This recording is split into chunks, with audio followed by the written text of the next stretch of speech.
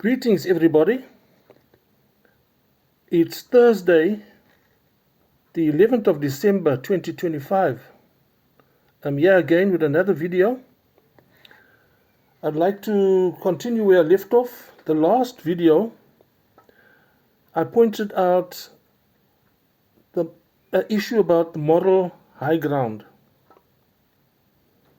You may want to go and look at that video. But the issue is about the moral high ground. Who holds the moral high ground? You know, when we went to school and we learned history in school, it's surprising to see how people are made to, I would say the majority of people are made to accept their reality as acceptable and normal. We are taught at school history, and the history books show it, but it's very much with a detached and impersonal nature. You know, the morals and the ethics are removed from that subject. It's just cold facts, detachment, neutral, just basic facts. You know, slavery was taught just as a fact. The feelings and emotions of those people who were slaves, how they experienced things, were never elaborated upon. That was absent from the history. And I would say even the literature, the books that were written describing, life in those times, some are the slaves didn't really get a showing of how it was, how they felt, how they experienced things, that much. You know, in slavery, they were stolen from Africa, taken to America. And you know, the song by Bob Marley, Buffalo Soldier, expresses that so very well. You know, the struggle from that time right through to the present time. And then you got slavery in South Africa. You know, you'll go to the slave quarters in Constantia, and there's other evidence of it. And basically, it's just cold facts. It's there. There's no feeling of remorse or shame or humiliation that certain group of people perpetrated this as practically normal, as acceptable. In America, for instance, slavery continued despite the emancipation of slavery, you know, after the Civil War. And that's another topic, but just for me to express the point, something that's very recent. You know, when Donald Trump, the United States of America president, came to power for the second time, he went about removing all African American history from schools through their education curriculum, history curriculum, etc., and went so far as also to remove evidence and things in the American museums. You know, specifically I think of the Smithsonian Institute, and the whole attempt was to say that people mustn't be made to feel ashamed or inferior for having done that to that group of people.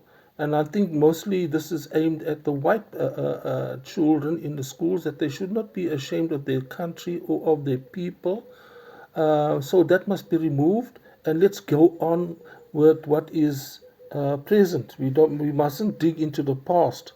And I would say that's a fundamental error in judgment, because you can't wipe away something so terrible as slavery from people, especially since of that generation, people are still suffering to this day from discrimination and disadvantage.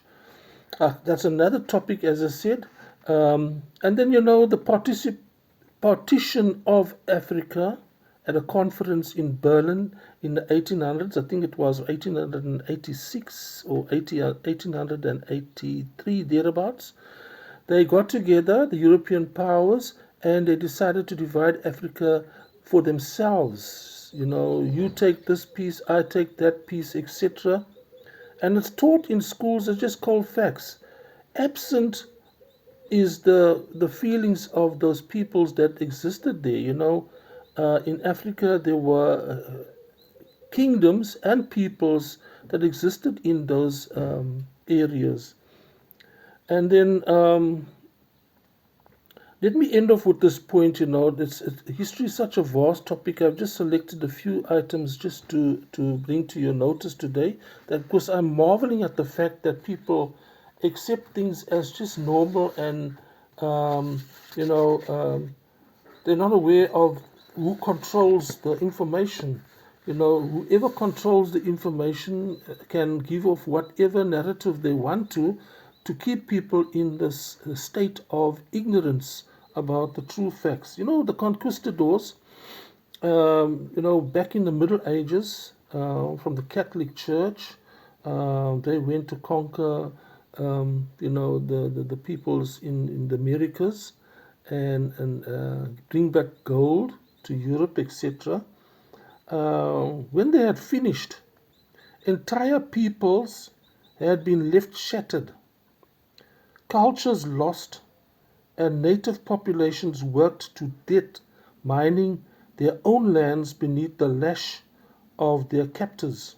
And we know who's those people as the captors. And as we can see, you know, popes may have felt about this tragedy they knew was unfolding, but it all began with the stroke of a papal pen.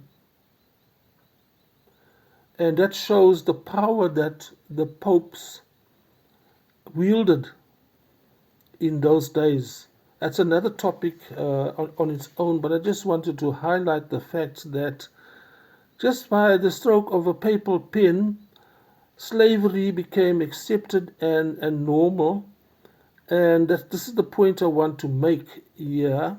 Who holds the moral high ground today? Who holds the moral high ground?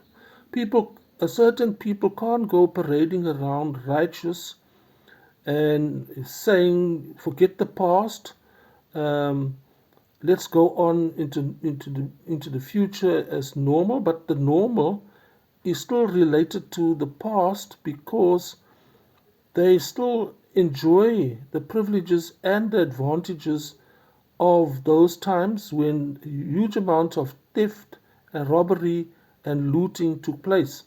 So very important topics. I just highlighted a few, and I know there's other topics that can, you know, be generated from just what I've said. But have a good weekend ahead of you, and stay well.